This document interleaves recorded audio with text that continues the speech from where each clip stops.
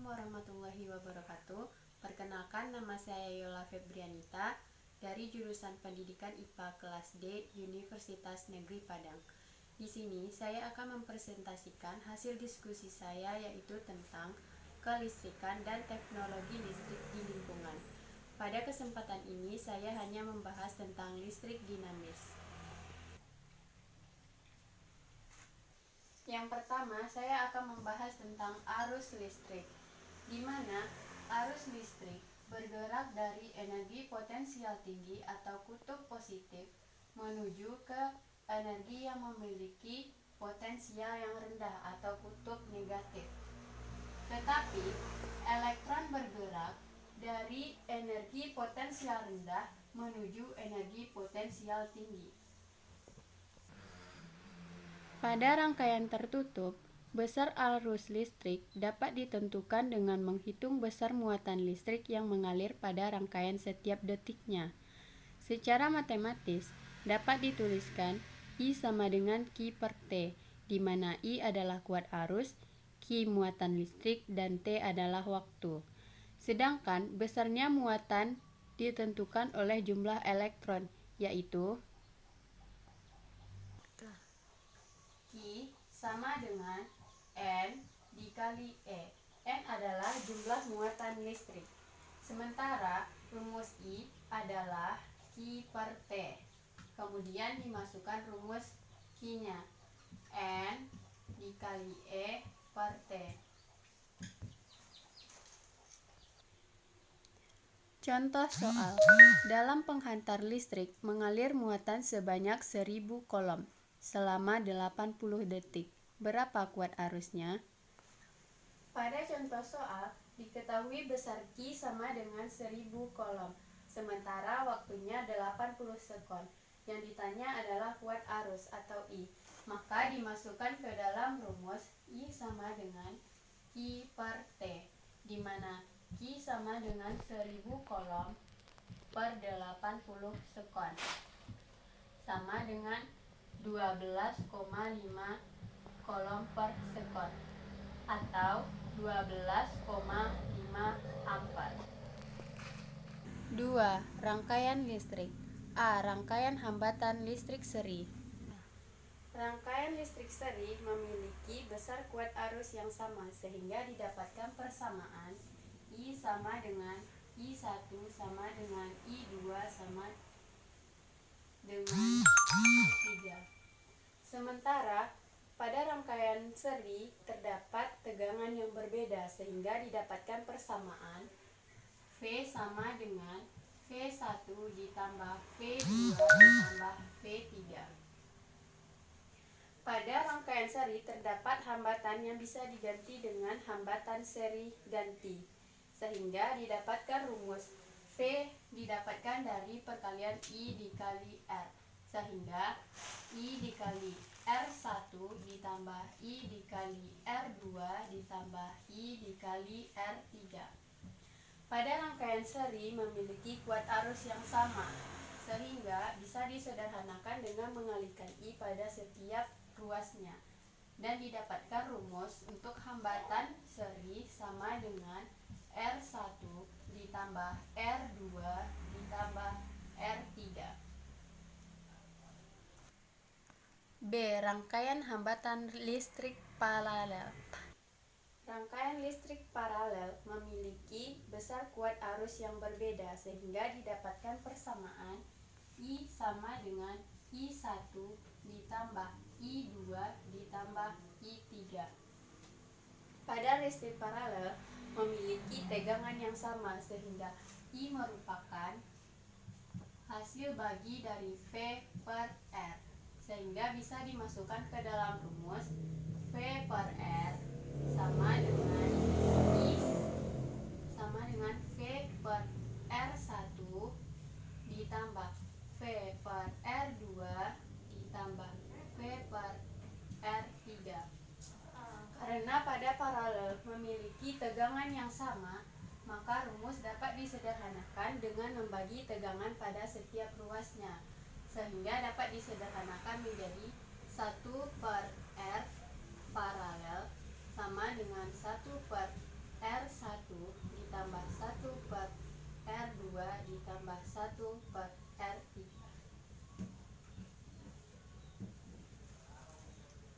3. Karakteristik rangkaian listrik.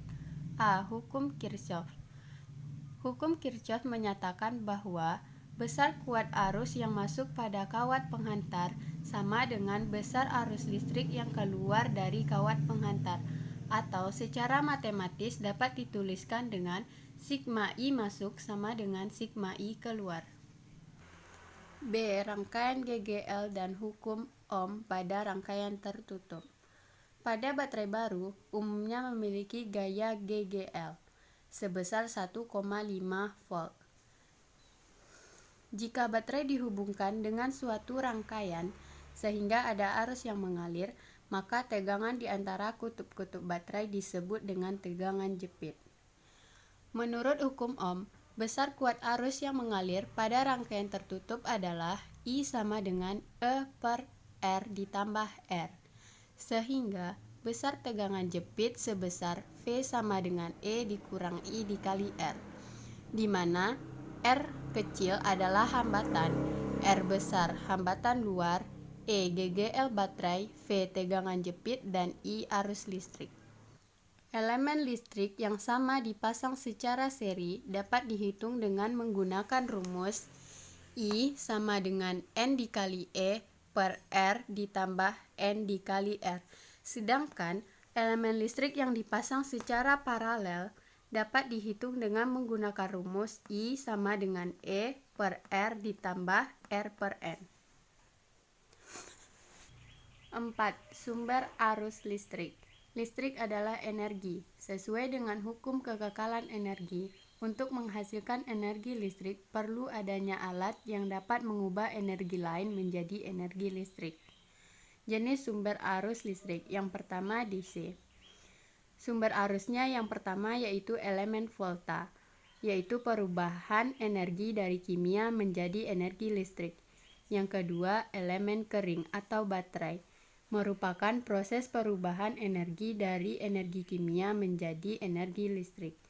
Yang ketiga, akumulator, proses perubahan energi kimia menjadi listrik. Solar cell, merupakan proses perubahan energi kalor menjadi energi listrik. Selanjutnya, dinamo DC, yaitu proses perubahan energi gerak menjadi energi listrik. Jenis sumber arus listrik yang kedua adalah AC. Yang pertama, dinamo AC, merupakan proses perubahan energi gerak menjadi listrik. Selanjutnya, generator, yaitu proses perubahan energi gerak menjadi listrik. 5. Sumber-sumber energi listrik. A. Matahari. Energi matahari adalah sumber energi terbesar dan paling banyak ketersediaannya di bumi. Dengan menggunakan panel surya, energi matahari dapat diubah menjadi energi listrik. Energi surya di Indonesia dibagi dalam dua macam teknologi. Yang pertama, energi surya termal, yang digunakan untuk memasak, mengeringkan hasil pertanian, dan memanaskan air. Yang kedua, energi surya fotovoltaik, yaitu digunakan untuk memenuhi kebutuhan listrik, pompa air, televisi, dan telekomunikasi. Energi angin atau kincir angin. Kincir angin adalah salah satu contoh sumber energi listrik alternatif.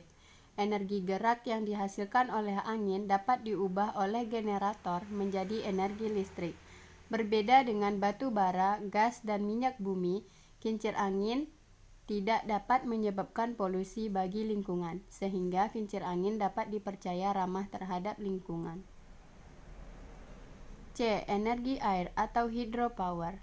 Air yang mengalir dari hulu ke hilir, yaitu pada sungai-sungai yang deras, dapat dimanfaatkan sebagai sumber energi listrik.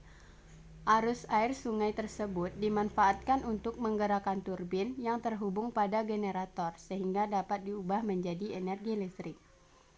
D. Bioenergi. Bioenergi adalah energi yang diperoleh dari biomasa. Biomasa merupakan bahan organik yang berasal dari makhluk hidup, baik dari tumbuhan maupun dari hewan. Energi yang diperoleh dari biomasa dapat diubah menjadi energi listrik dengan cara mengolah biomasa menjadi bahan bakar nabati, misalnya etanol atau biodiesel. Bahan bakar nabati digunakan sebagai bahan bakar generator atau diesel untuk menghasilkan listrik. 6. Transmisi energi listrik. Transmisi energi listrik berfungsi untuk mengalirkan energi listrik dari tempat pembangkit listrik ke tempat yang jauh atau ke tempat tujuan yang jauh dari pembangkit listrik. Pertama, energi listrik dialirkan dengan menggunakan kawat penghantar, kemudian dinaikkan tegangannya dengan menggunakan transformator step up, dan kemudian dialirkan lagi melalui kawat penghantar menuju gardu induk, di mana di gardu induk terdapat transformator step down, yaitu untuk menurunkan tegangan. Barulah kemudian listrik dialirkan menuju rumah atau perumahan dengan tegangan hanya 220 volt. C. Teknologi dalam lingkungan. 1. Upaya penghematan energi listrik. A. Mematikan sekelar alat listrik yang tidak digunakan. B. Mencari sumber listrik alternatif seperti kincir angin. C. Memilih alat listrik yang berdaya rendah. D. Membuat ruangan berjendela agar cahaya lebih banyak masuk ke dalam ruangan, sehingga tidak memerlukan pencahayaan dari lampu. E. Menggantikan lampu pijar dengan lampu TL. F. Menyalakan lampu setelah gelap. 2. Penggunaan teknologi listrik di lingkungan sekitar. A. Elektrokardiograf atau ECG. Elektrokardiograf adalah alat dalam bidang kedokteran yang digunakan untuk merekam aktivitas jantung. Alat ini mampu merekam sinyal-sinyal listrik yang ada pada jantung.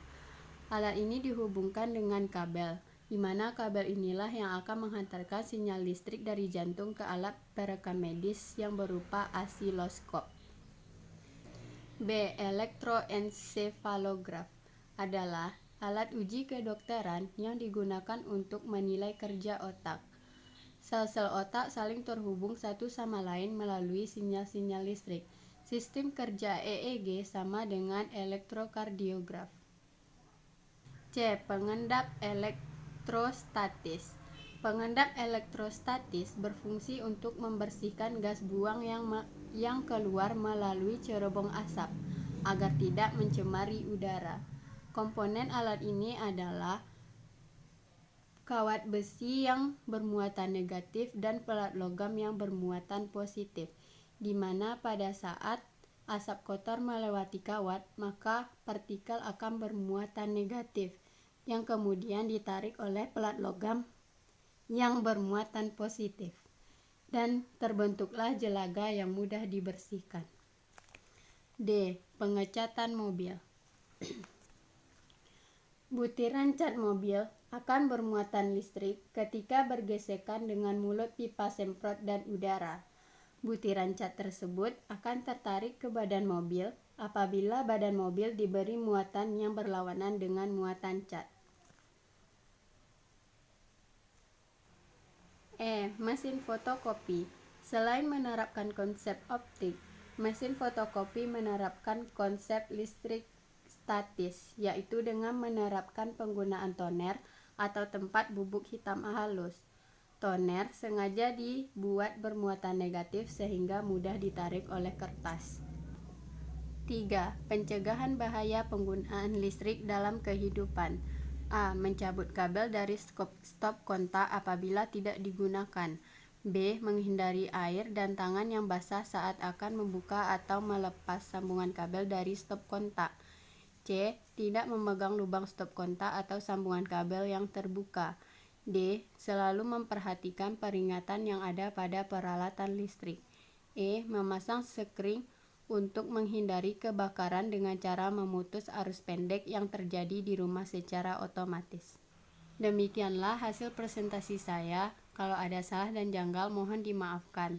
Terima kasih. Wassalamualaikum warahmatullahi wabarakatuh.